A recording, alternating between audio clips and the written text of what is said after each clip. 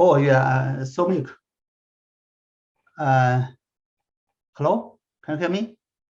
Yeah, we can hear you. I mean, yeah, I just see currently we just send a flare within this group, and actually our department chair asked whether there is a way to link to the department webpage so that some they are interested they can come. Whether you, Somik, is there any website already we can use? Yeah, so the track website is almost ready. It's just we didn't want to publish it before the Board of Regents approval of our center. Oh, okay. So that's the reason. But like connecting this talk with multiple departments website is not a big issue. Maybe Aditya, is he here? Yeah, I'm here. Yeah, so maybe we could you could touch base with Hai Liang and figure out a way and to which departments you want to circulate. Yeah, just in case some they want to come. Yeah, they absolutely. They have I agree. information. Yeah. Yeah. Okay, good.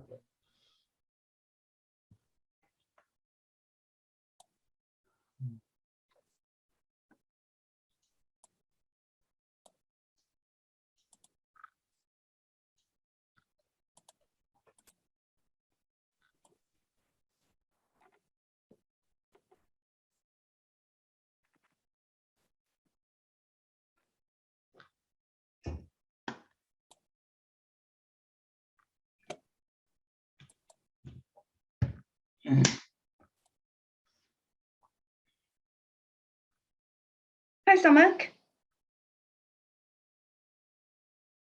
Hello. Hai Liang, maybe you can transfer that information to the group. You know, next time, can we just fix the seminar time, like, for example, Thursday noontime or Friday noontime? So a little bit beforehand. So when we schedule our teaching schedule, we can leave that open, right? So for example, this semester, I exactly teach from 12 to 1. I basically cannot attend most of the seminar talks. I think one way to do that is just we fix this time in the future. We just, then whenever you have a teaching, you just try to avoid. Right. Because every semester we start to do that. Indeed, an issue. Okay. Yeah. It's when we get into the semester, it's really hard to find a common time good for everyone. Yeah.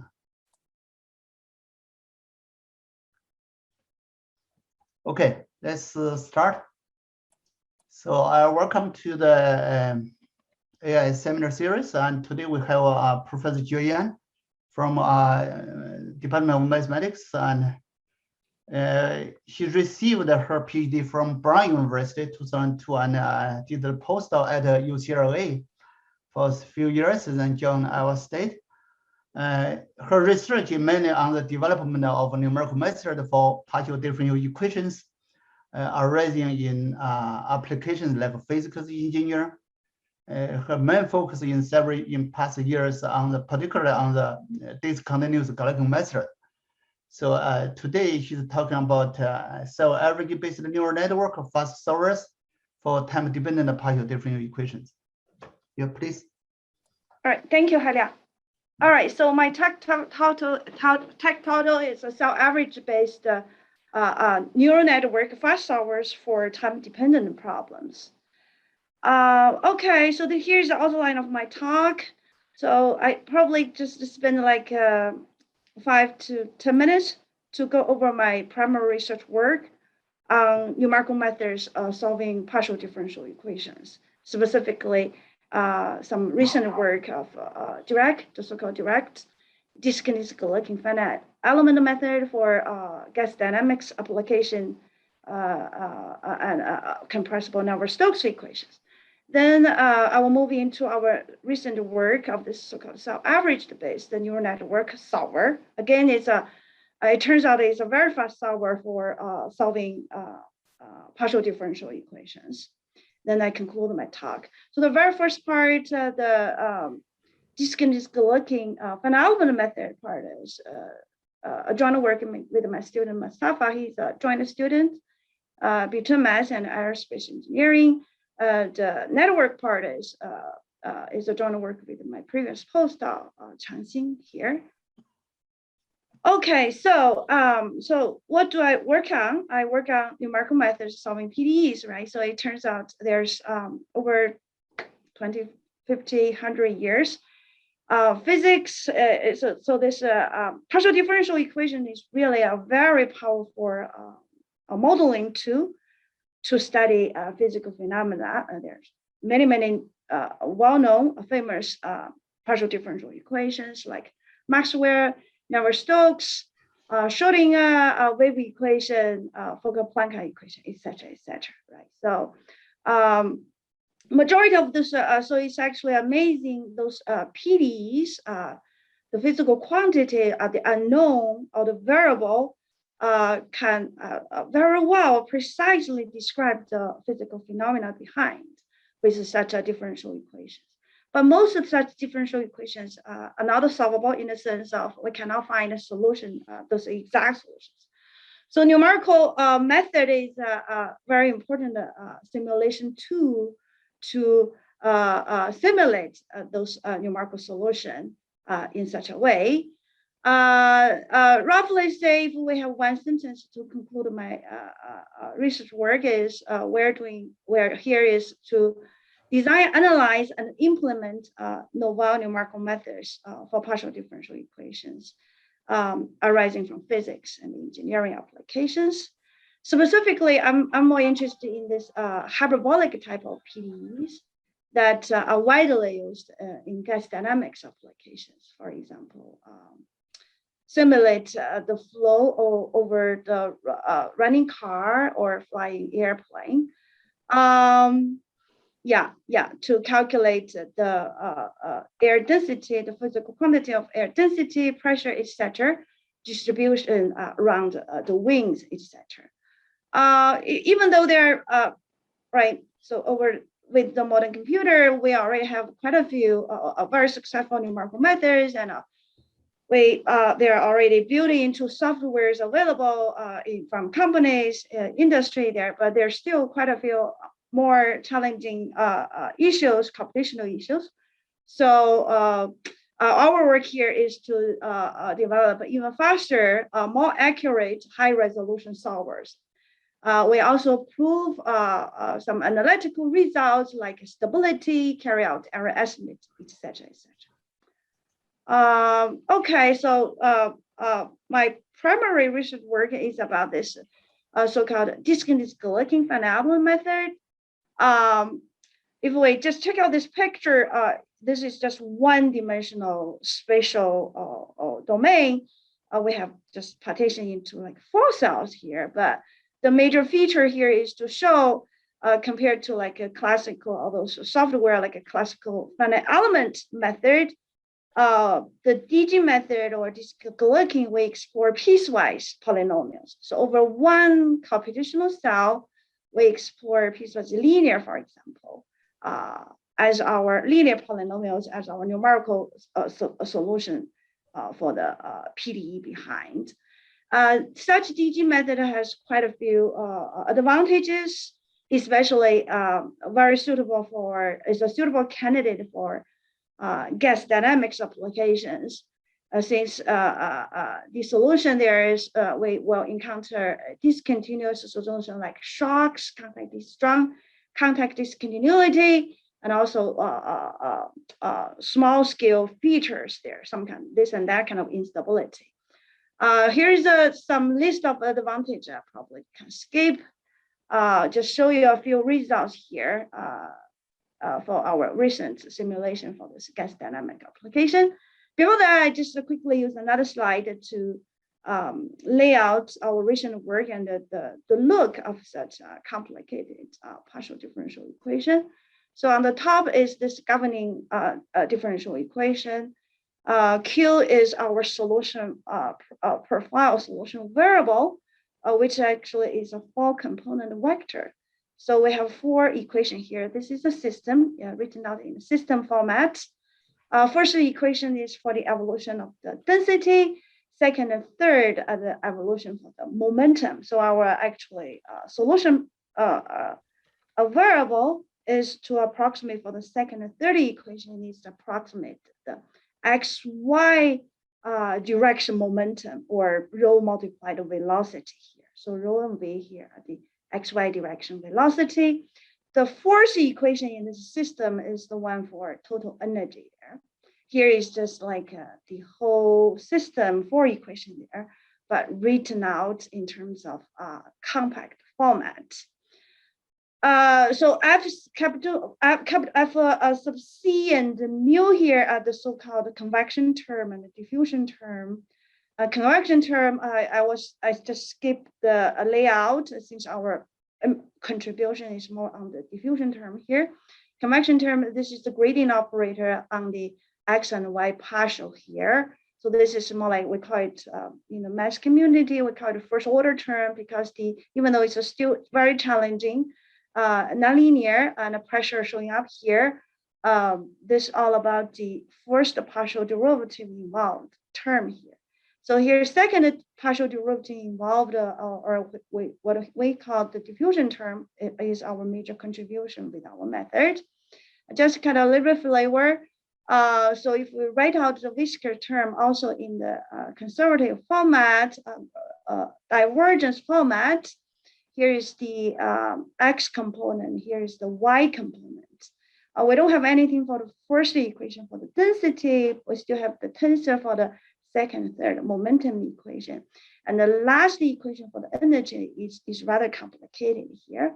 So even though if we check out the tensor here, written out in terms of velocity, it is linear, but since our solution variable to the second and third to approximate the xy direction momentum, so this is still nonlinear. And not mentioning the very last equation for the total energy is even more complicated here. Mu is the dynamic viscosity. Sometimes we take it as constant, and for more complicated case, it depends on the pressure. Depending on the temperature, etc., etc. So it's rather complicated PDE.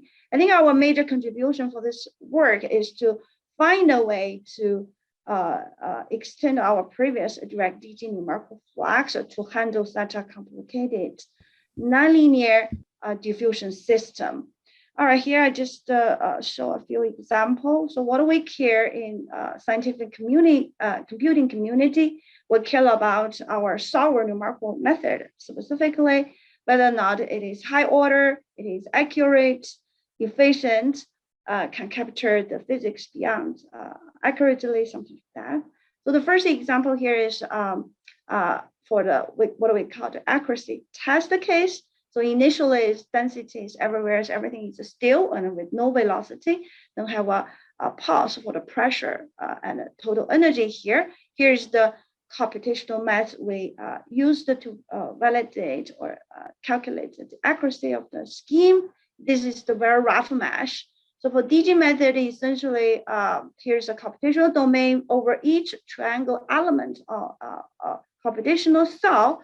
We explore piecewise high order polynomial, since high order accuracy is one of our interests.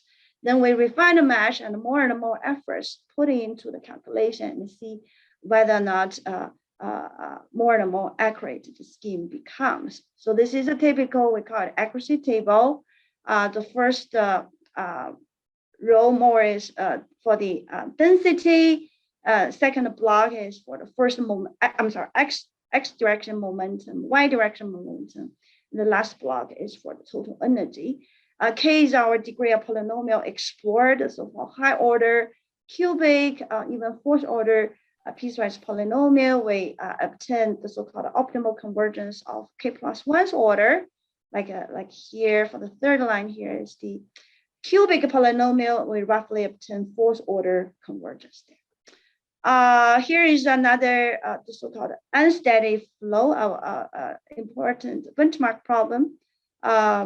Unsteady flow over a cylinder, so we can consider a flow flowing from left into the computational domain, and this is the famous Van Karman street, or they call it vortex shedding phenomena.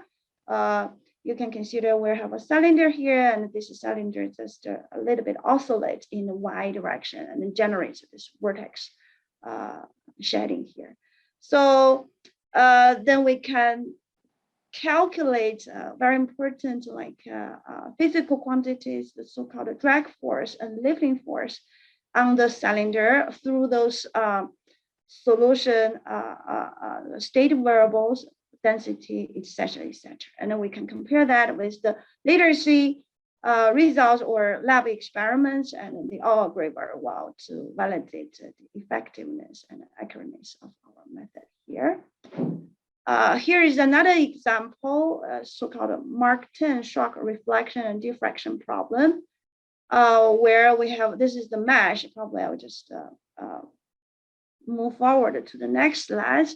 A different color represented initially is a piecewise constant, discontinuous solution, the so-called strong shock. So the shock is moving in from left and moving into the domain, and we have a wedge, 60-degree angle wedge, and the shock passing through the wedge and generates this small feature solution, the so-called diffraction area, or the Kelvin-Helmholtz instability region here. So our method also can calculate very well such a complicated benchmark problem. Okay, any questions so far? Then I will move on into my machine learning part.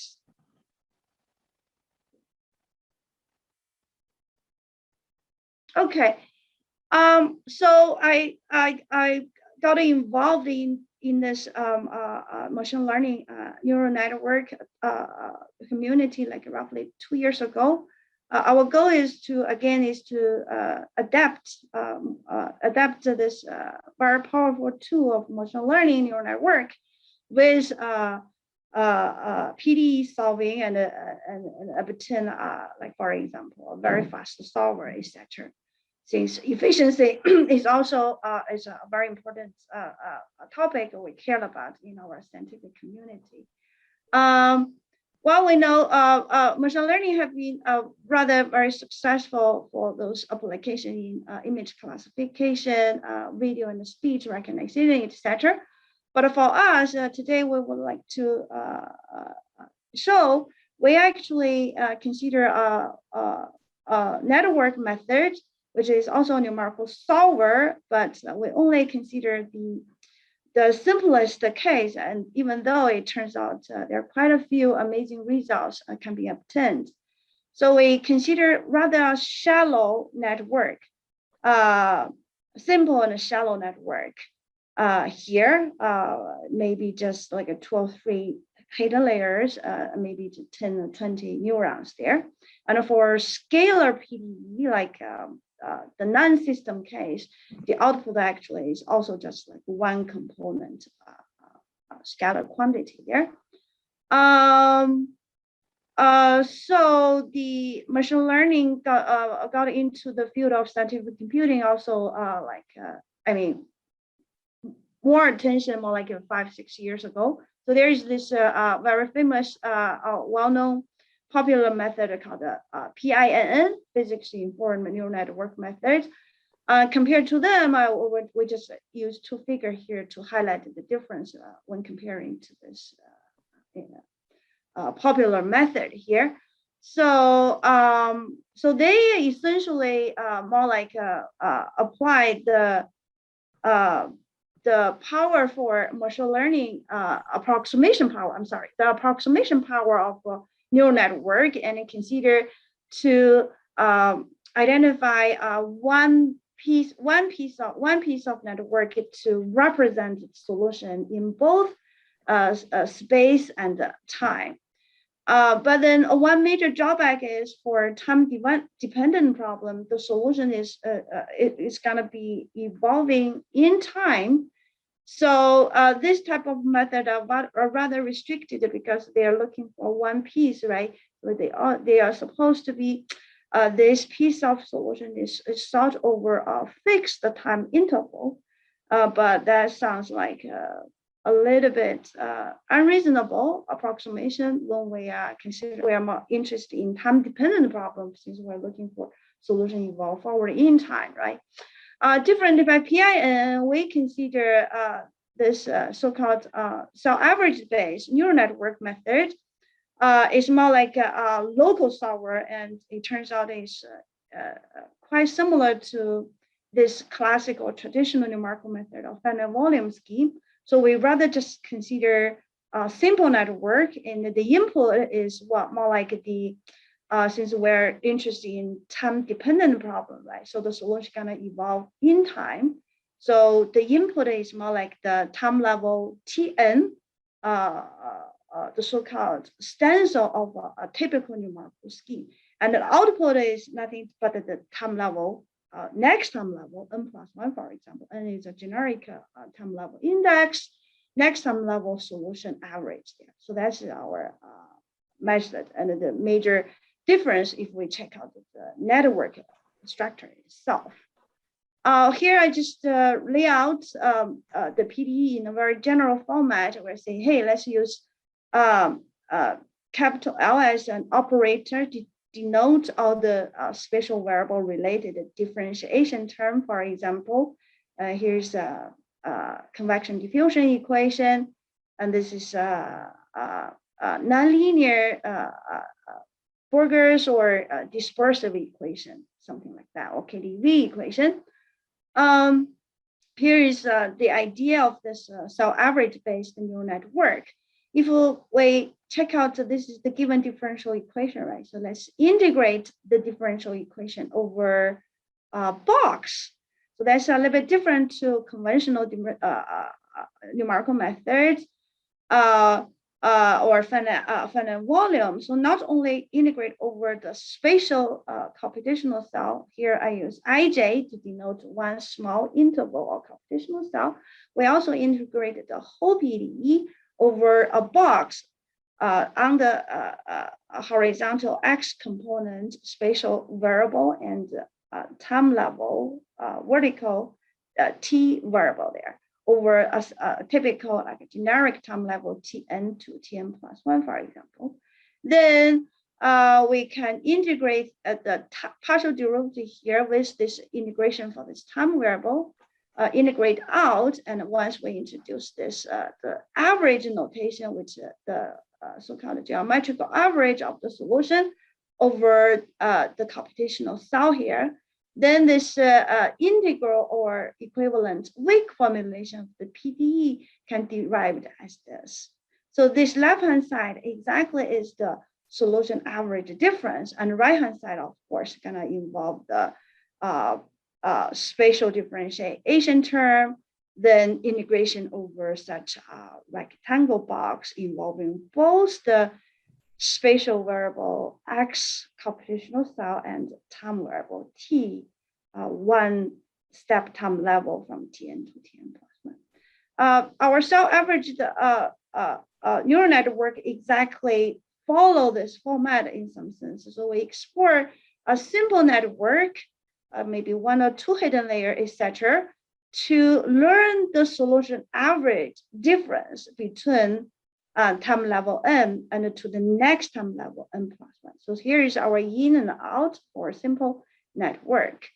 If we set the input at this VG in for the network somewhere in the middle to set it exactly equal to the given learning data at time level Tn here, we see we just essentially force the output of such a simple network to be as close as possible to the given learning data.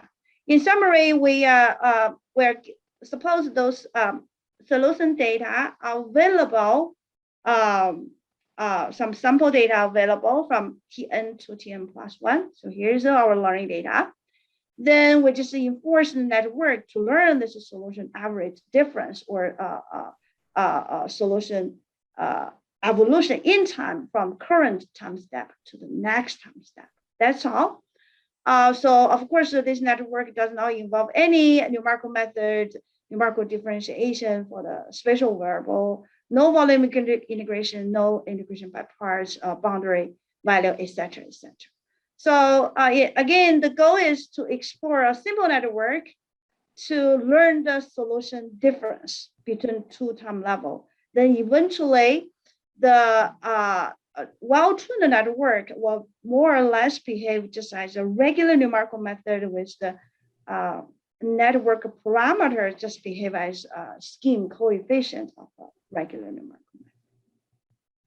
Okay, so I use another slide and a simple PDE to go over the major components of our CANN method. We consider it's the simplest advection equation, ut plus ux equal to 0. So starting point is this weak or integral format of this PDE, which is satisfied by exact solution. Suppose we are given data, learning data available. Usually, at this moment, we just have those data generated from conventional numerical method. So make sure that the data are high quality. Eventually, we hope those data can be collected from labs. So those data can be measured from the lab. Suppose we have like for linear problem, actually, if the PDE is linear, we don't need many data to train the network. We only need T0 to T1, just one time level data is enough to train the network. For nonlinear PDEs, if the solution involves more complicated structure, we do need more time levels to train the network to make sure it is able to capture the numerical scheme behind essentially. For example, nonlinear conservation law. Okay, so this is again our simple network structure, which the input is a vector, not only the solution at the time level Tm, but similar to numerical scheme, the time level Tn all solution involved, or the so-called stencil involved. And for a simple ut plus ux advection equation, so we can just follow available PDE results, for example, upwinding, right? Following characteristic, we can consider a simple input vector involving two components. The information from the left, the so-called uj minus 1, compared to current solution index ujn there. Then we enforce the network to learn the solution evolution to the next time level. This is our target data there. By minimizing the error between the targets and the output of our network, essentially we obtain a very accurate network solver that eventually is a one-step explicit method. And the behavior of such a self-average network solver is very similar to finite volume scheme. Okay. Question? Okay. Here I just again continue to use the same PDE simple advection equation to illustrate the connection between finite volume scheme and the so-called CANN method, self-average neural network method. Right. So here is the integral of weak formulation of the PDE. When we compare, let's double check, rewrite the available conventional numerical method, the so-called forward OLA upwind finite volume scheme, right? So we integrate this spatial variable, since here is integration in space, right? So we can integrate this one out, and we can introduce so-called numerical flux at the cell boundary. Then by applying a characteristic or upwinding mechanism, we can pick the right numerical flux. Then this is the simplest first order scheme.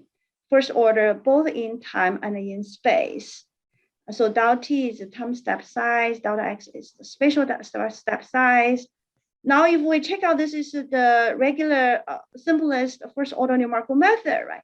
But if we reorg the right hand side here, leave the coefficient, put the coefficient positive, negative, delta t over delta x in a row format. So we can rewrite right hand side in terms of simple row vector multiply a simple column vector. And this is exactly the input we're looking for with our neural network. So the input exactly match this classical numerical format, that actually give us a very good interpretation for the network parameter theta star. So if this network solver is accurate, efficient, and successful solver, then that network parameter theta star is rather very similar, more or less behave as the scheme coefficient, all those red terms compared to classical numerical method. So that's actually one of the most important discovery for this for our method, to interpret with such a more like a local network or local solver, to interpret the network parameter as similar to the regular numerical scheme coefficient. So that's why compared to many other, there's really no need to explore deep network. So a shallow network is really good enough. For example, for the simple example here, only the coefficient of this conventional numerical method, only 2 coefficients there, right? So we don't need deep neural network. Shallow is good enough even for nonlinear problems.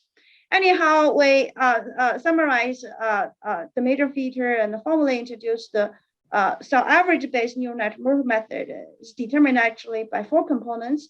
Since this is the starting point of the method, we the weak form or integral format of the PDE. So we need to actually previously choose the spatial mass size delta x and delta t previously. Of course, later on we realize actually this idea can be easily applied to for finite difference, right? Point-wise numerical method approximation, or an element, for example, polynomial coefficient. They can be easily applied there, not necessarily to be the cell average like finite volume. But anyway, this is our very first results here. We also need to choose this input vector carefully, and also connect this to the classical numerical methods, the stencil concept. It turns out for network method, there are quite a few flexibility. It's quite flexible. There are a lot of combinations of this in terms of how many hidden layer and neuron inside the layer or input vector. A lot of them all working very well. Anyhow, this of course we also, when we decide to apply such a simple network to enforce this solution average difference, we also need to choose how many hidden layer neurons per layer, for example. So that should also go into definition of such cell average based neural network method. Regarding, here is a few comments for the major feature of the such a CNN, we call CNN method.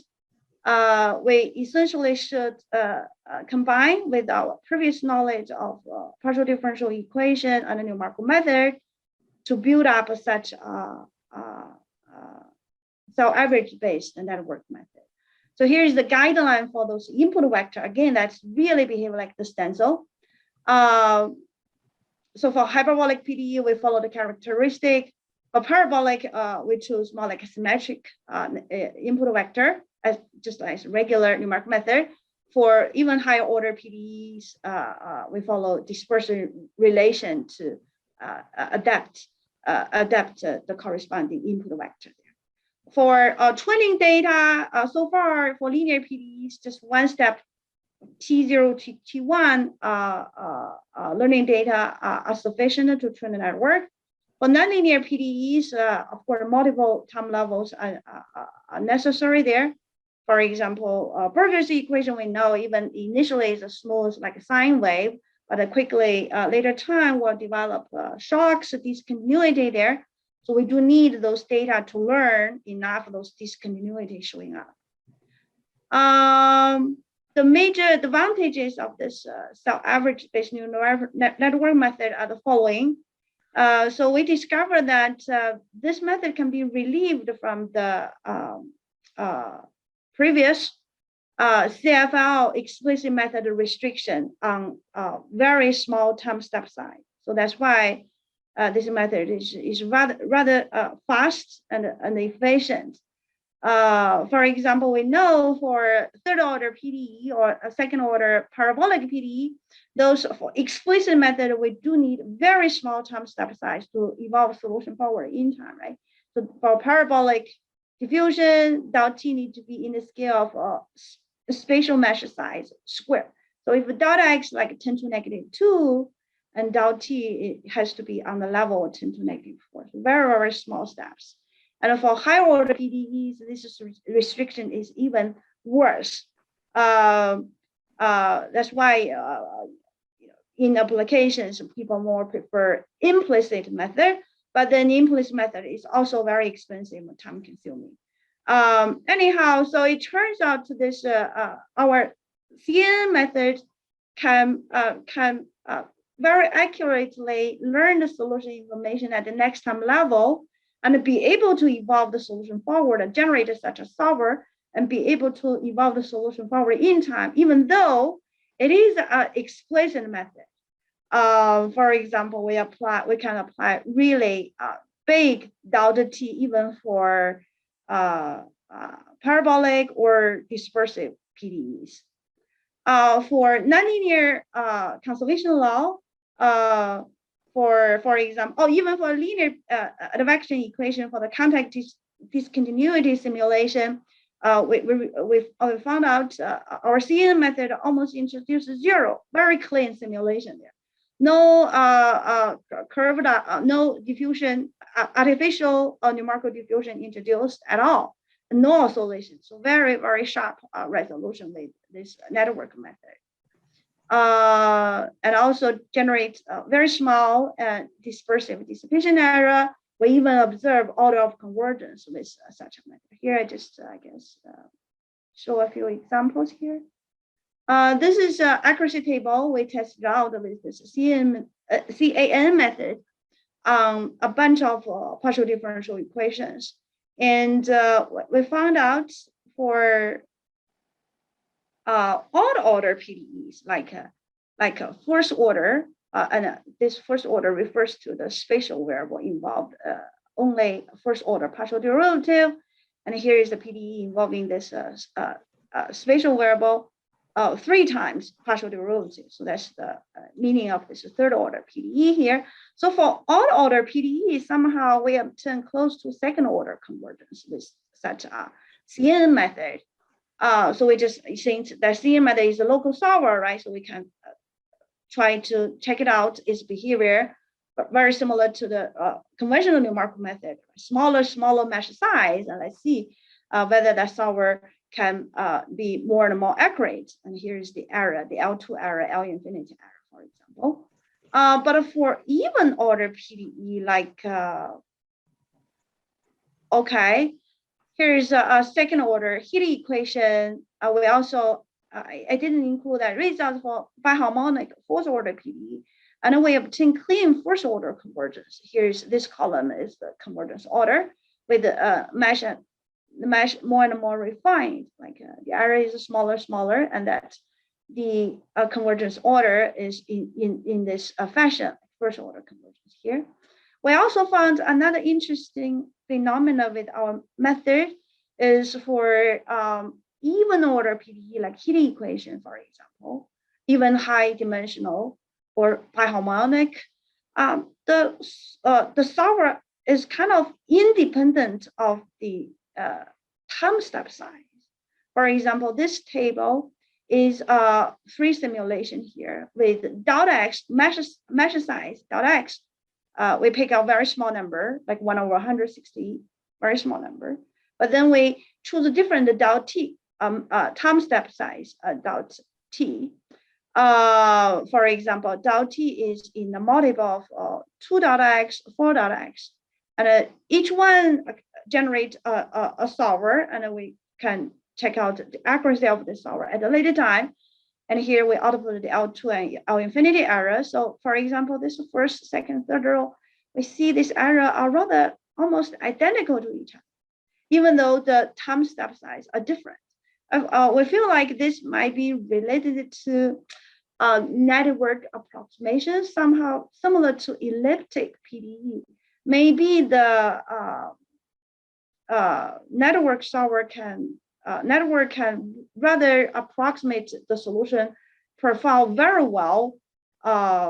So this behavior is more like time step size independent. We don't know why anyhow. So that's our observation and some discovery there. In summary, we just say, hey, this a powerful machine learning mechanism really possess this ability to catch up solution information at the next time level. It does not really care about the time step size. So we can tolerate very large time step size, even though that behavior is very similar to implicit method, right? But then it is actually explicit method. So rather marching forward in time very easily.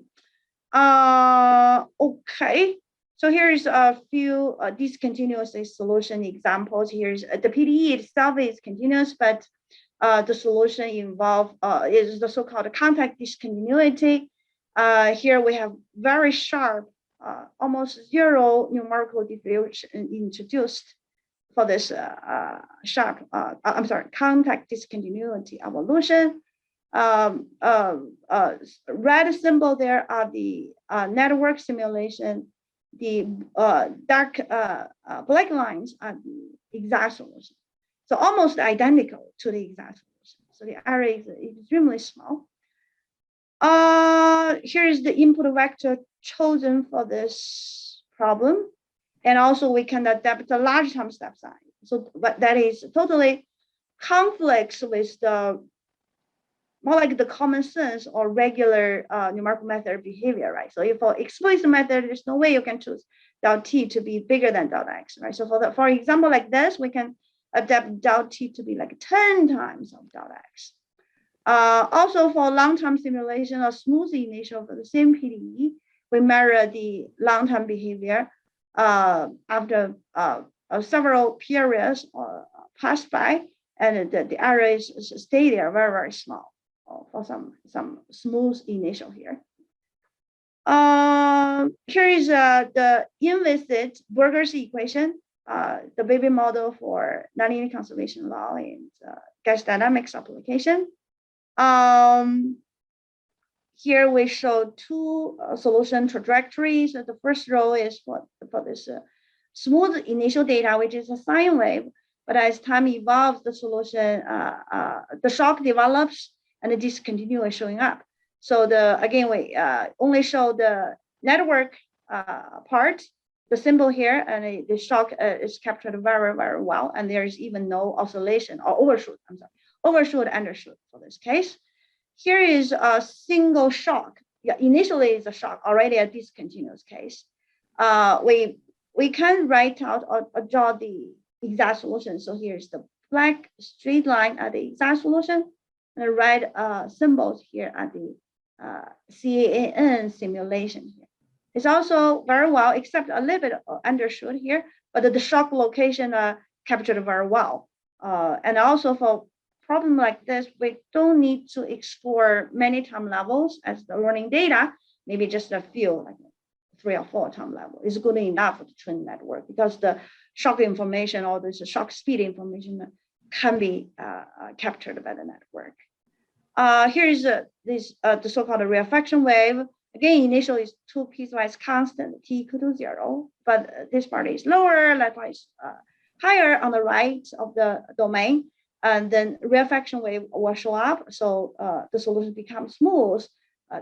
There's a connection here, linear. This the solid, again, solid black lines are the exact solution, and red symbols are the CANN simulation. This actually is one of the easiest case with CANN simulation. The bottom one is the same PDE, but it's the so-called shock and rarefaction wave interaction. So initially we have 3 piecewise constants, 0, 0, but in the middle is 1 here. But as time evolves, this left 2 pieces together will be connected with rarefaction wave. But here is just a single shock, evolve forward. then the rarefaction wave at a later time at exactly t equal 2 will catch up with the shock. Then here's a shock and a rarefaction wave interaction. So the new shock speed will be captured after when t is bigger than 2. And also that shock speed is not constant anymore with this after the rarefaction wave catch up with the shock. So this actually is not an easy case, but the CANN method has no trouble to simulate a problem like this, the so-called rarefaction wave and shock interaction. I just list another example here, which is third order, 3 partial dispersive equation. Again, the PDE is simple. I have 2 tables here. We have 2 tables here, just some interesting results. These 2 tables are generated from 2 networks. They're almost identical. The only difference to that setting of the 2 CANN method are the activation function difference. So this table is obtained from the tangent edge, and that table is obtained from, but tangent edge is smooth, right? Here is RELU activation function. It's not smooth. So interesting thing here is, okay, for this one, we do observe second order of convergence, similar to conventional numerical method, but for this, we don't observe anything. Even for a very rough mesh like pi over 40, the learning process is extremely successful. So the error already down to the 10 to negative 12, 13 double precision machine level error.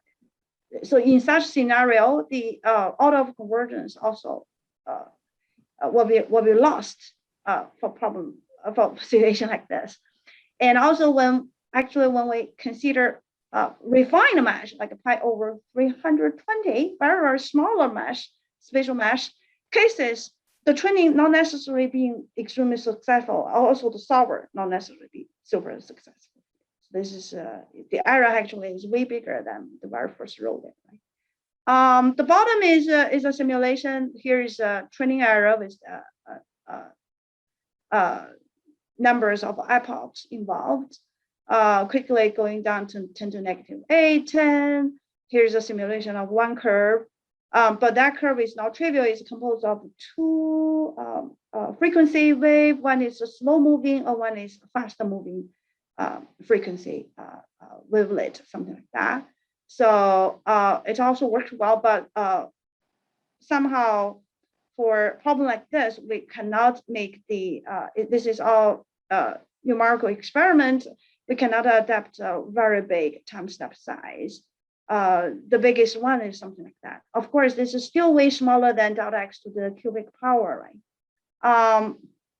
Then we just extended this method to a bunch of other PDEs, like high order PDEs, even though it's a scalar, but involving 3, 4, 5 times spatial variable differentiation terms showing up in the PDE. KDV equations, and even higher dimensional problems, 3D and 4D, like a Hitty equation here.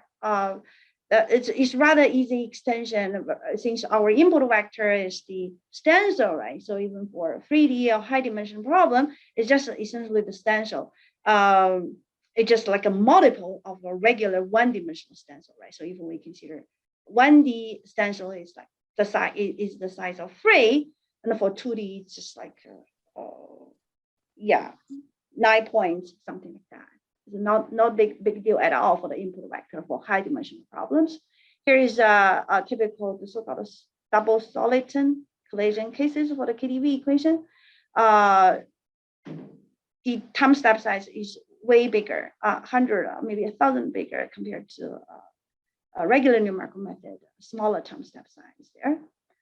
This is a more recent result of OLA system, which is the convection part of the earlier compression Maneuver-Stokes equation. And here I just we just test out the one-dimensional case. So the spatial variable is only involving the one-dimensional x variable here, no y and no z. Again, it shows a lot of major feature of the problem. So in that case, we don't have y-dimensional y components. So the PDE is only involving 3 equation there. First is for density, second is for momentum, rho modified velocity. Last one is for the total energy there. Here is, oh, sorry about that. I didn't realize. So, okay. Okay, so here, sorry about this typo. It's just like we explore the input vector, just lay out the solution variable, stated variable, just similar to the numerical case. So here is a rho at time level n, rho m e at time level n in for cell j, and on the right of 3 more to the very right cell j plus 1, and the one to the left of the 3 ones to the cell j minus 1, right? 3 solution state variable rho me, right? So essentially the input vector just the 9-dimensional input vector as the regular, like a symmetric stencil of finite volume scheme for such 1-dimensional OLA problem. The bottom is the shock tube simulation. It works very well. Initially, everywhere is just standing still. Then we have the membrane in between. Then we break the membrane and we observe the rarefaction wave and the shock evolution, etc., etc. So it's also doing a really well job to catch up with the shock, contact discontinuity, rarefaction wave, etc. Very well for this 1-dimensional OLA. But this one, we couldn't make it successful with the original CANN, and we have to consider this so-called conservative. This is an ongoing project where we use network to approximate more like the numerical flux concept. But the advantage is this new scheme is this conservative version of this CANN method is satisfying conservation law. So the total mass is conserved from time level n to n plus 1 with, for example, 0 periodic boundary condition there. To summarize, here's just a summarize of our cell average based method. It's a local solver, mesh dependent, very similar to regular numerical method. Again, the input vector is a time level n stencil. Output is just the solution at the next time level. It could be pointwise, could be polynomial coefficient, if we consider finite element simulation. The drawback are the following so far. We have not tested out like a different mesh, like a refined mesh, whether the network parameter difference is etc. So more tests are needed for we should carry out more tests to obtain more like a uniform network to make it working for all different meshes, because currently each mesh is trained separately. While we do still, this large time step size is still valid so far. So the method is rather extremely fast solver compared to most explicit and implicit method. Since this network operation involved is nothing but simple matrix vector multiplication, right? So it's very fast after trained well. And also it's way easier compared to conventional numerical method when extension to high dimensional problems. Since essentially here is just layout. This is one step method, right? So if it's high dimensional, we just enlarge the input vector to include the high dimensional local stencil, right? So if it's a 3D, we just check out those cells above, below, left and right, and front and back. So it's not really much extra work there for high dimension extension there. Currently, we're working on nonlinear conservation law, but different initial data, more tests are needed. So we can obtain more like a uniform. Again, all those examples we showed before, more like each example, each initial will be trained separately. So we should more like dive into detail of those network parameters, since we interpret those network parameters more like the scheme coefficients. So a lot of tests should be further carried out for nonlinear conservation law. Of course, this is a difficult problem, right? So discontinuity, shock, and rarefaction wave, etc. Our general idea is, or principle is, we should incorporate available PDE information, solution information, and the principle or numerical measure property, etc., with the machine learning topic and together to obtain maybe faster solver for the physical problem behind. Okay. All right, so I just conclude. We show this CANN method is based on the weak integral format of the PDE. So we have the foundation, and we can carry out, if it's possible, to carry some error analysis for the method. Only a simple shallow feed-forward network is necessary, is good enough to learn efficient local solver here. The major discovery is we can adapt a really large time step size, delta t, for solution evolution in time, which is quite amazing because this is an explicit method. Currently, we're working on to establish this new method to approximate the numerical flux instead of the whole spatial term integration in time and space, so we can obtain a conservative CANN method for OLA system. We're also working on to obtain a uniform CANN method that's the one scheme that can be applied to all different kinds of initials for nonlinear conservation. So that's all. Thank you.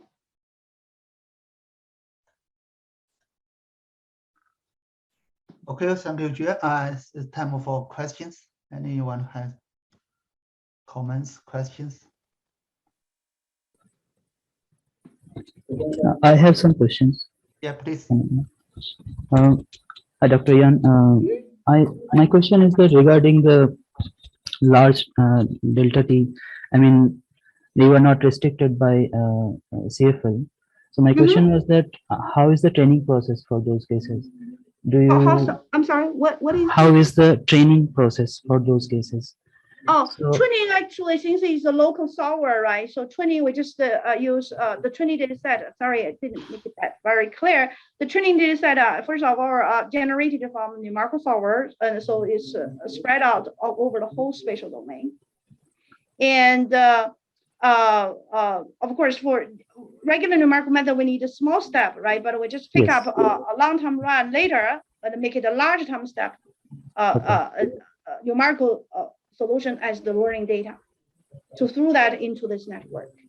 Okay, so so the solution data pairs are taken far apart in time.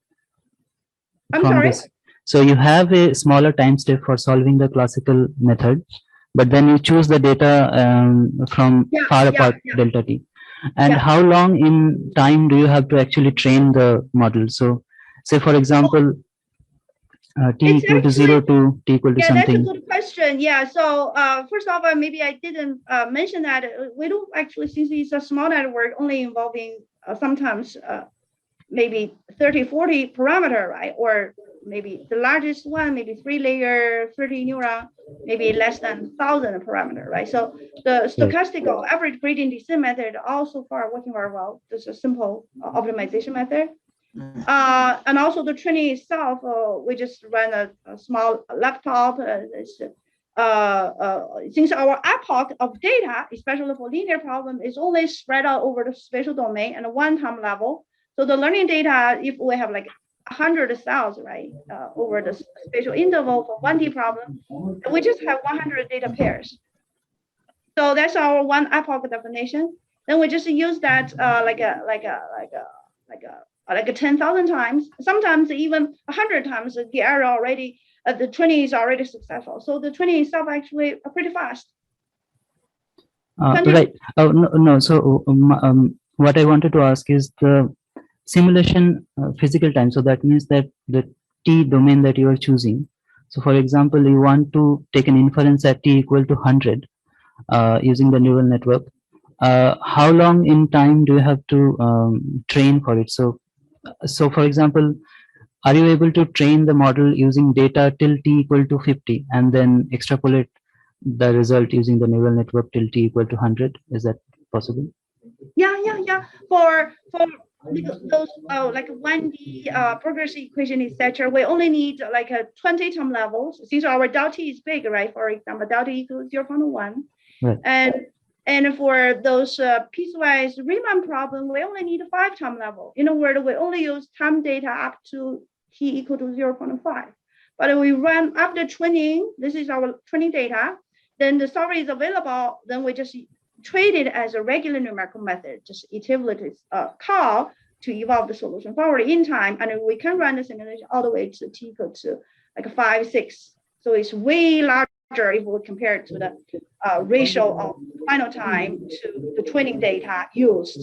And for some of the long-term run, like the linear diffusion equation long-term run, is even way bigger than the training data used. Is that your question? Yeah, okay, yeah, got it. Thank you. I had one more question. Is that Okay. so last question is that what is your comment about why the model is able to break out of the CFL restriction? And the other one related to that is, why do you not see, or why is it that you don't see any dispersion and dissipations in the output? Why you cannot see what? So first is the CFL restriction. How is the model able to do that? Is there any, do you have any comment about that? And yeah, I actually I don't know. So essentially what the network know is this training data between T0 T1, for example, right? And regarding how large or the time step size, it seems like it doesn't matter. I think I have a question here. It seems to me you are doing the supervised learning of cell average based on data. Is that not depend on a particular form of the equation? That's why you can get off the time step restriction. You think about it, if you have a transporter, there is no way, because there is every time you have a space changes, there is time, there is a constraint. Otherwise, you lose the stability. But the sum of the delta T actually, sum of the delta T we choose is totally against the regular stability restriction. No. Here you don't use the particular form of the equation. Is this right? Yes, we don't rate. Okay. Really, Okay, that's fine. Yeah, I see. That's the reason. But actually, there's one example I show that two frequency summation case even for linear dispersive case. Actually, we do need a smaller delta T, like delta T equal to delta X divided 20 or something. We cannot adapt a large delta T for those combination of different frequency waves. Because the solution is more complex. Yeah. Right. But for Berger's heat equation, all this regular parabolic or even high order PDE, somehow it all works. It doesn't matter. You just need to tell the network the n+1 information, time n+1 information, so they can very effect. I think the network itself more behave as implicit method. Maybe something like that. Just like behave like implicit. Yeah, because you tell the network information at Tn+1, right? But the behavior itself, or the way we use it, because it's marching forward, right? So it's still explicit, even though it just like somehow very successfully learn the solution information at the next time level, learn very well, like an implicit method in some sense. Yeah. Okay, I think our time is up right now. So thank you very much. So I think I see everyone next week. Okay, thank you. Okay. thank you, Dr. Yan. Sure, thank you. Actually, Dr. Yan, if you have just a minute, I just had a question. Sure. So do you have any idea of the extrapolation capability of this? Like, so when you're using some time interval already defined, right? What happens when you use, because your method can easily extend to like more time interval than what you already specified. So have you any thoughts on how can you extrapolate to a time interval for which you did not train your network for? Can you say it one more round? I didn't quite follow. You trained it with a particular time interval, right? So you used a particular time interval for training your network. What happens when you extrapolate it to the time interval, like say a time interval after that? So say you trained it for 0 to 10. How does, do you have any thoughts on how it will perform when you use the same network for say 11 to 15?